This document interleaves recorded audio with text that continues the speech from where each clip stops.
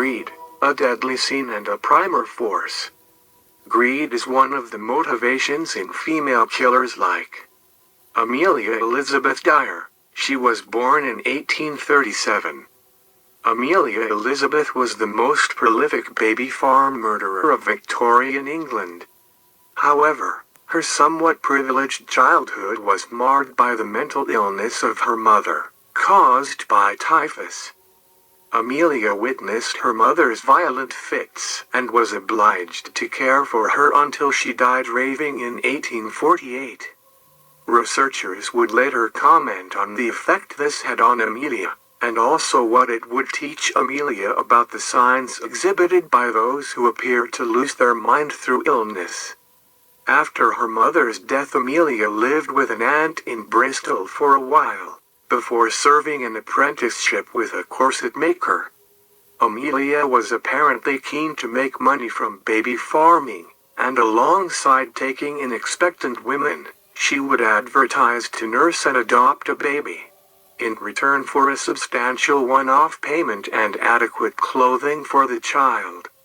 In her advertisements and meetings with clients, she assured them that she was respectable, married, and that she would provide a safe and loving home for the child. At some point in her baby farming career, Amelia was prepared to forego the expense and inconvenience of letting the children die through neglect and starvation. Soon after the receipt of each child, she murdered them, thus allowing her to pocket most or all of the entire fee. For some time, Dyer eluded the resulting interest of police. She was eventually caught in 1879 after a doctor was suspicious about the number of child deaths he had been called to certify in Dyer's care. However, instead of being convicted of murder or manslaughter, she was sentenced to 6 months hard labor for neglect. The experience allegedly almost destroyed her mentally, though others have expressed incredulity at the leniency of the sentence when compared to those handed out for lesser crimes at that time. Upon release, she attempted to resume her nursing career. She had spells in mental hospitals due to her alleged mental instability and suicidal tendencies. These always coincided with times when it was convenient for her to disappear. Being a former asylum nurse, Amelia knew how to behave to ensure a relatively comfortable existence as an asylum inmate. Dyer appears to have begun abusing alcohol and opium-based products early in her killing career. Her mental instability could have been related to her substance abuse. In 1890, Dyer cared for the illegitimate baby of a governess. When she returned to visit the child, the governess was immediately suspicious and stripped the baby to see if a birthmark was present on one of its hips. It wasn't, and prolonged suspicions by the authorities led to Dyer having, or feigning, a breakdown. Dyer at one point drank 2 bottles of laudanum in a serious suicide attempt, but her long-term abuse had built up her tolerance to opium products, so she survived. Inevitably, she returned to baby farming and murder. Dyer realized the folly of involving doctors to issue death certificates and began disposing of the bodies herself.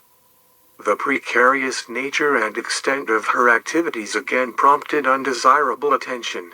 She was alert to the attentions of police and of parents seeking to reclaim their children. She and her family frequently relocated to different towns and cities to escape suspicion, regain anonymity, and to acquire new business. Over the years, Dyer used a succession of aliases. In 1893, Dyer was discharged from her final committal at Wells Mental Asylum. Unlike previous breakdowns, this had been a most disagreeable experience, and she never entered another asylum.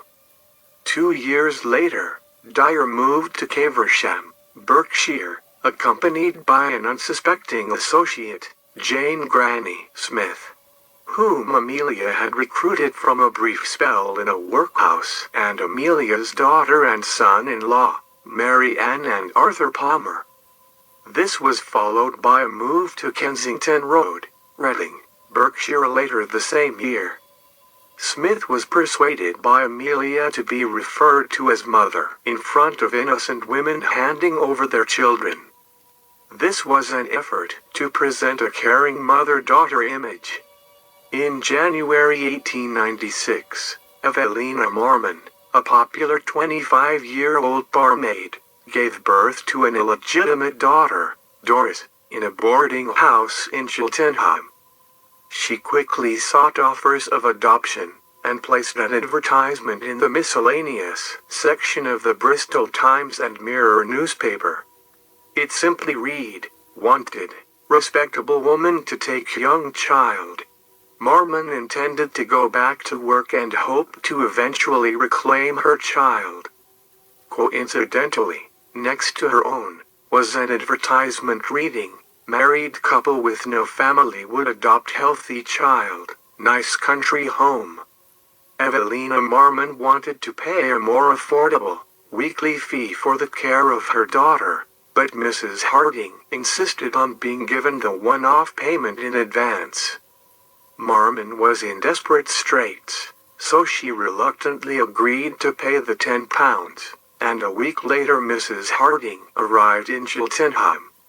Marmon was apparently surprised by Dyer's advanced age and stocky appearance, but Dyer seemed affectionate towards Doris. Evelina handed over her daughter, a cardboard box of clothes and the £10.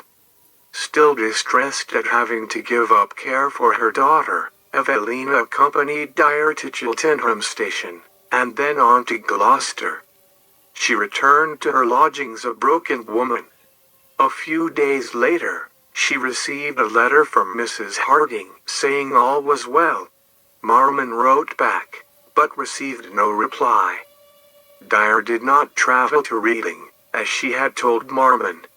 She went instead to 76 Mayo Road, Willesden, London, where her 23-year-old daughter Polly was staying. There, Dyer quickly found some white edging tape used in dressmaking, wound it twice around the baby's neck, and tied a knot. Death would not have been immediate. Both women allegedly helped to wrap the body in a napkin. They kept some of the clothes Marmon had packed. The rest was destined for the pawnbroker. Dyer paid the rent to the unwitting landlady, and gave her a pair of child's boots as a present for her little girl. The following day, Wednesday the 1st of April 1896, another child, named Harry Simmons, was taken to Mayo Road.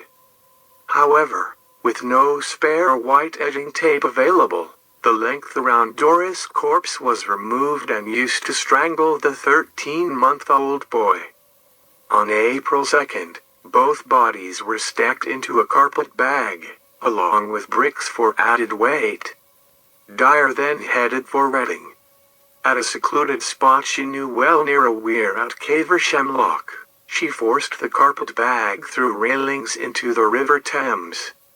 Unknown to Dyer, on the 30th of March 1896, a package was retrieved from the Thames at Reading by a bargeman. It contained the body of a baby girl, later identified as Helena Fry. In the small detective force available to Reading Borough Police headed by Chief Constable George Tousley, a Detective Constable Anderson made a crucial breakthrough. As well as finding a label from Temple Meads Station, Bristol, he used microscopic analysis of the wrapping paper, and deciphered a faintly legible name, Mrs. Thomas, and an address.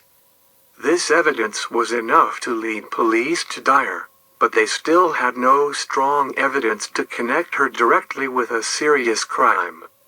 Additional evidence they gleaned from witnesses, and information obtained from Bristol police, only served to increase their concerns, and D.C. Anderson, with Sergeant James, placed Dyer's home under surveillance. Subsequent intelligence suggested that Dyer would abscond if she became at all suspicious. The officers decided to use a young woman as a decoy, hoping she would be able to secure a meeting with Dyer to discuss her services. This may have been designed to help the detectives to positively link Dyer to her business activities, or it may have simply given them a reliable opportunity to arrest her. It transpired that Dyer was expecting her new client to call, but instead she found detectives waiting on her doorstep. On April 3, 1896, police raided her home.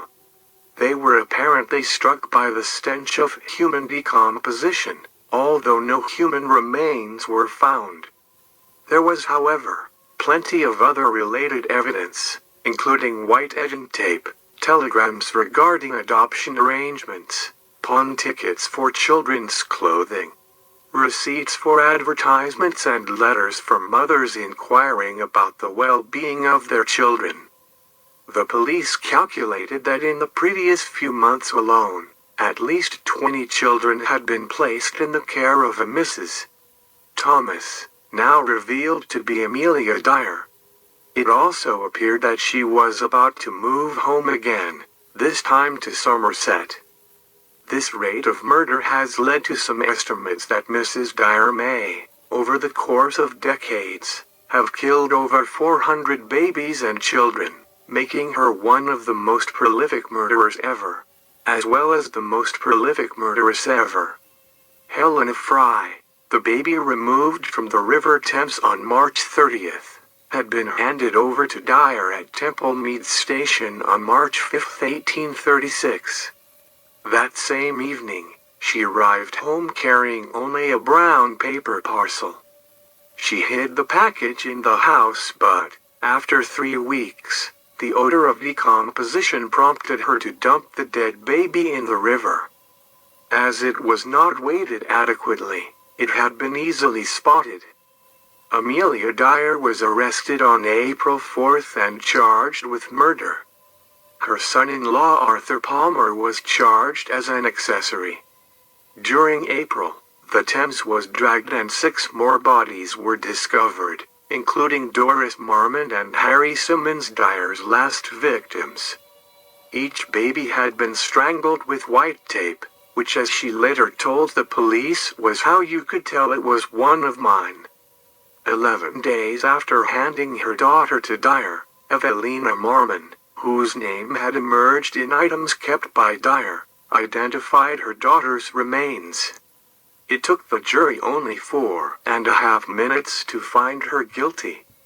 In her 3 weeks in the condemned cell, she filled 5 exercise books with her last true and only confession. A chaplain visited her the night before her execution and asked if she had anything to confess. She offered him her exercise books, saying, "Isn't this enough?" Curiously, she was subpoenaed to appear as a witness in Polly's trial for murder, set for a week after her execution date. However, it was ruled that Dyer was already legally dead once sentenced and that therefore her evidence would be inadmissible. Thus, her execution was not delayed. On the eve of her execution, Dyer heard that the charges against Polly had been dropped. Dyer was hanged by James Billington at Newgate Prison on Wednesday, the 10th of June 1896. Asked on the scaffold if she had anything to say, she said, "I have nothing to say," just before being dropped at 9 a.m. precisely. Thank you for watching Death Row.